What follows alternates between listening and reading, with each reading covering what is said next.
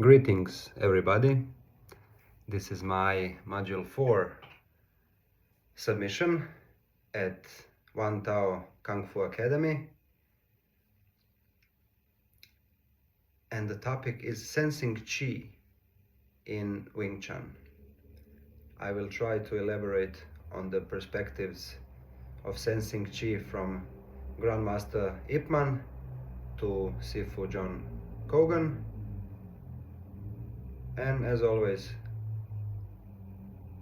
I will share some Chu Shong Tin's brilliancy and spice it all up with a dash of Bruce Lee's perspective. So, the idea of sensing Qi in Wing Chun is often misunderstood. Popular imagination tends to mystify Qi as a supernatural force. Yet, within the lived practice of Wing Chun, Qi is less about magic and more about cultivated awareness. Awareness of structure, pressure, intention, and internal connection. Through the teachings of Ip Man, Chu Shong Tin, Sifu Kogan, which are all members and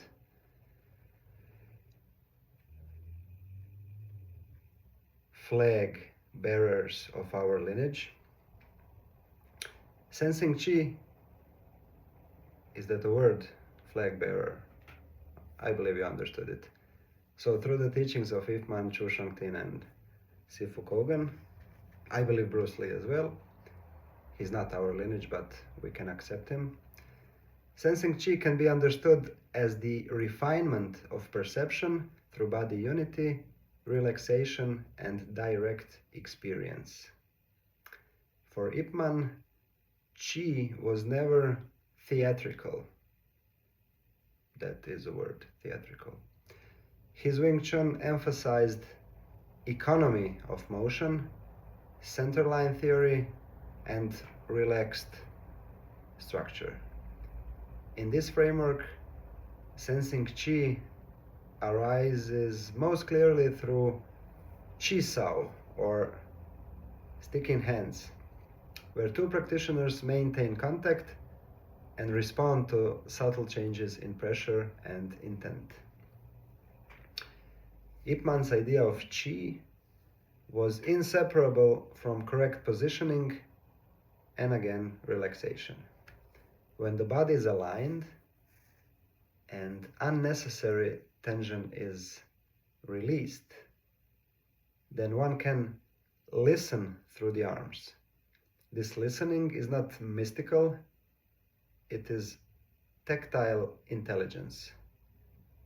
The practitioner learns to feel imbalance, detect incoming force, and respond without premeditated thought. Thus, sensing Qi is really sensing structural truth. Structural truth. Knowing when force is excessive, when the opponent is empty, and when the path is open. In Ip Man's approach, Qi develops naturally from correct form practice, especially Siu Nim Tao, where stillness cultivates internal awareness. Among Ip Man's students, Chu Shong Tin became especially known for articulating the internal aspects of Wing Chun. He described Qi development in terms of Nim Lik, or mind force, or mind power. Difference between power and force we can find in Dr. David Hawkins' works. For Chu Shong Tin, the key was using intention rather than muscular strength. There are many videos on YouTube showing that capacity of Chu Shongtin. Through prolonged practice of Sionim Tao, and he was called the king of Sionim Tao, he thought that the practitioner learns to release physical tension while allowing the mind to direct the body. This creates a connected state when force or power travels efficiently through the structure. When we say force, we mean force from Star Wars. When we say power, we mean power. More in Dr. David Hawkins' works. I cannot accentuate it enough times. So, sensing Qi in Chu Shongtin's explanation means feeling this internal connection first within oneself. Only after sensing internal alignment can one perceive it in another.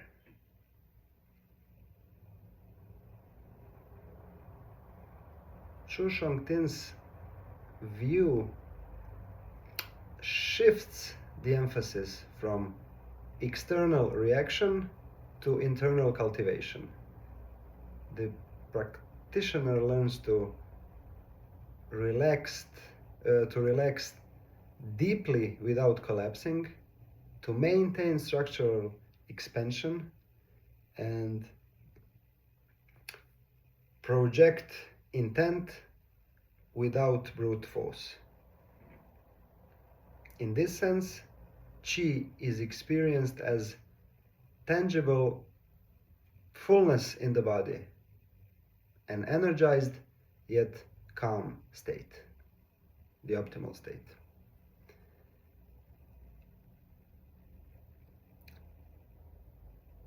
Some people would say that Bruce Lee moved beyond classical Wing Chun, but let's stick to the term of moving away.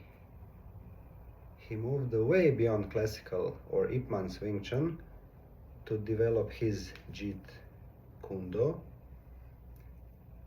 But his early training under Ip Man profoundly shaped his sensitivity. Lee valued what he called emotional content, which is the aliveness behind technique. For him, sensing Qi was less about terminology and more about immediacy. He rejected mystical abstraction and focused on honest physical truth. Through Qi Sao, he developed acute reflexes and tactile awareness. But he emphasized freedom. Do not cling to the concept of Qi, experience it directly. I believe this approach was vastly influenced by a great Indian thinker, Jiddu Krishnamurti, or great non-thinker, if you get what I mean. Bruce Lee came across or stumbled upon his works, Jiddu Krishnamurti's works, while he was recovering from a very severe injury, which was a blessing in disguise, because he developed much of his understanding during this period of treating his physical injury and nurturing his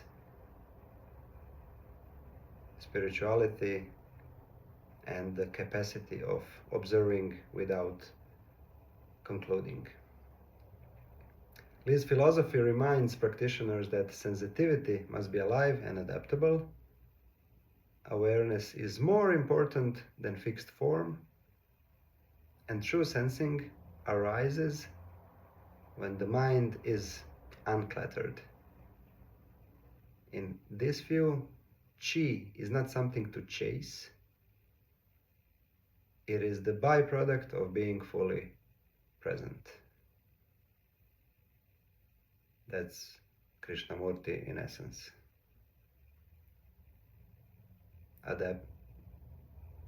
In a great adaptation by great Wing Chun masters. Since we speak about great Wing Chun masters, Sifu John Kogan's perspective aligns with the practical and experiential tradition of Wing Chun. He emphasizes embodiment, grounded structure, spinal alignment, and natural release of tension. In his view, sensing Qi is inseparable from learning to feel one's own center of gravity and internal balance. Sifu Kogan often highlights that sensitivity begins with the following questions. I'm not saying I'm quoting him, it's just something I extracted from his teachings. So, can you feel your weight settling? Can you sense when your shoulders tense? Can you maintain expansion without stiffness? And by refining these internal cues, the practitioner develops what appears externally as Qi sensitivity. So again, it's not mystical perception, but trained nervous system awareness. Kogan's interpretation bridges traditional language and modern understanding. Qi can be understood as integrated body mechanics supported by relaxed intent.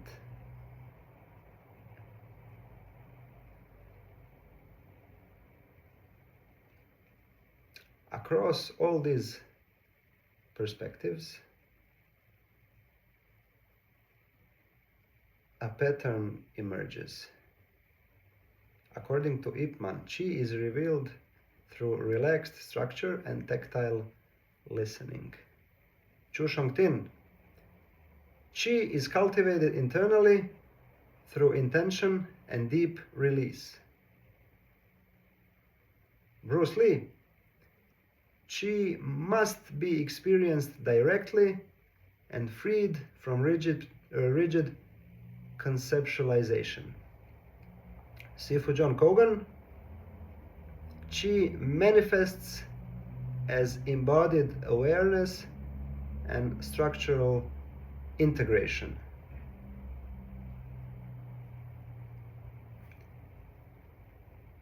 Sensing Qi in this regard is not about detecting invisible energy fields. In a way it is, but it's more about developing such refined awareness of tension, balance, and intention that the boundary between self and opponent becomes perceptible through touch. At higher levels of Wing Chun practice, this sensitivity feels intuitive and instantaneous. Reaction dissolves into response. The body acts without conscious deliberation, and in that state, what tradition calls Qi may simply be the seamless unity of mind, body, and intention. To conclude this topic, in my modest elaboration, to sense Qi in Wing Chun is to cultivate awareness, first internally than relationally. The teachings of all the masters, Ip Man, Chu Shang-tin, Sifu John Kogan, Bruce Lee, if you will, converge on this truth. Relaxation, structure, and intention create sensitivity, or allow sensitivity to be. And through disciplined practice of forms and Chisao, practice of forms I would call a monologue and Chisao a dialogue. So through disciplined practice of forms and Chisao, the practitioner refines perception until movement becomes effortless and responsive. In this way, Qi is not an abstract force to be believed in, but a lived experience to be realized. Thank you for your time, and see you again soon.